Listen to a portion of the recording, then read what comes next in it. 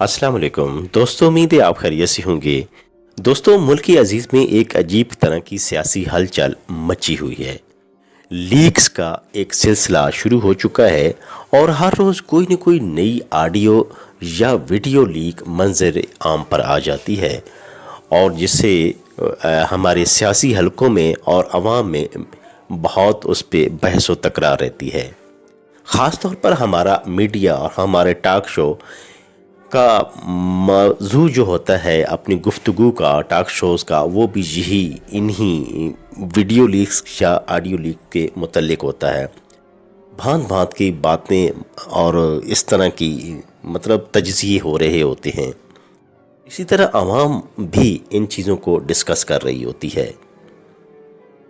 दोस्तों, अगर देखा जाए तो ये बज़ाहिर बड़ी हमें हमारा जो मुआशरा है इसको हमारे मुआशरे का मिजाज इस तरह बन चुका है कि ऐसी चीज़ें हमें बहुत अच्छी लगती हैं, हमारे जी को लुभाती हैं और हम इनसे बड़ा हज़ महसूस करते हैं और बड़ी एक दिली सी तस्कीन हमें होती है। क्योंकि हमारे मुआशरे का एक मिजाज ऐसा बन चुका है कि हम दूसरों को तंग करके या दूसरों की एक परेशानी और दूसरों की जो ऐसी जो पर्सनल चीज़ें हैं या दूसरों की कमज़ोरियाँ, कोताहियाँ और इस तरह की जो चीज़ें हैं उनको हाईलाइट करके हम बहुत हज़ महसूस करते हैं। हम खुद भी खुश होते हैं और बड़ा बढ़ा चढ़ा कर लोगों को भी हम सुना रहे होते हैं। ये हमारी बदकिस्मती है कि हम अभी भी देखें तो हम रोज़ इंतज़ार कर रहे होते हैं कि आज कोई ना कोई नई वीडियो आएगी, किसी बड़ी शख्सियत की वीडियो आएगी और हमें एक महसूस होने का एक और उसमें बहाना मिल जाएगा, ज़रिया मिल जाएगा। और इसी तरह हमारा जो मीडिया है वो भी इसी इंतज़ार में रहता है। बल्कि बाद लोग तो हमारे ऐसे हमारे जो साथी हैं, अवाम है, वो इतनी इसके बारे में मुतफक्किर और जज्बाती है कि वो उस हैकर के बारे में बड़े अजीब अजीब तरह के उससे मुतालबे कर रहते हैं कि हैकर भाई अपनी सेहत का ख्याल रखना, आप पे बहुत बड़ी ज़िम्मेदारी है, आपने ये करना है, वो करना है। मतलब हमने हैकर को भी एक हीरो बना दिया है। एक बात समझिए कि किसी की भी जो पर्सनल लाइफ होती है, उस पर्सनल लाइफ को में हम इंटरफेयर करना आप इस्लामी तौर पर भी देखें तो और अखलाकी तौर पर भी ठीक नहीं है। और इसलिए ये बताया गया है कि हमें इस्लाम ने भी तालीम दी है कि आप किसी की टो में ना रहें।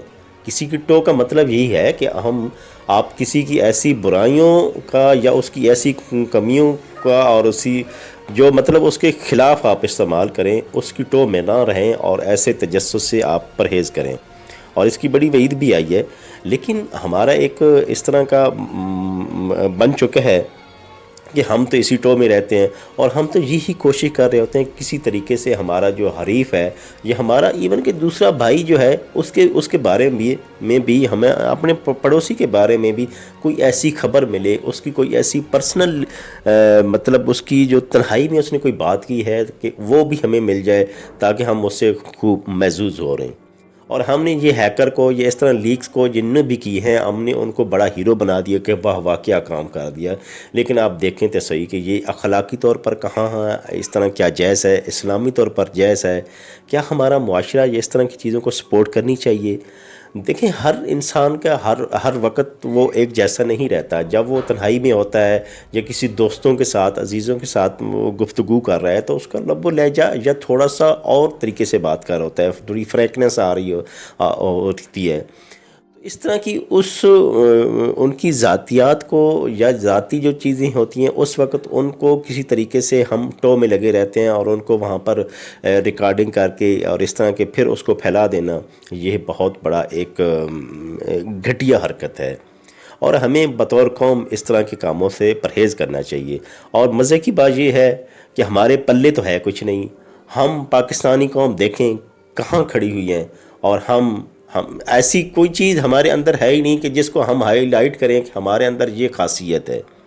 तो अब चूँकि हमारे अंदर खासियत कुछ नहीं है, हम खोखलापन का शिकार हैं, तो इसलिए हम दूसरों की बुराइयां ढूंढ रहे होते हैं कि दूसरों की बुराइयों को हाईलाइट किया जाए कि दूसरा इतना बुरा है, दूसरा इतना ख़राब है।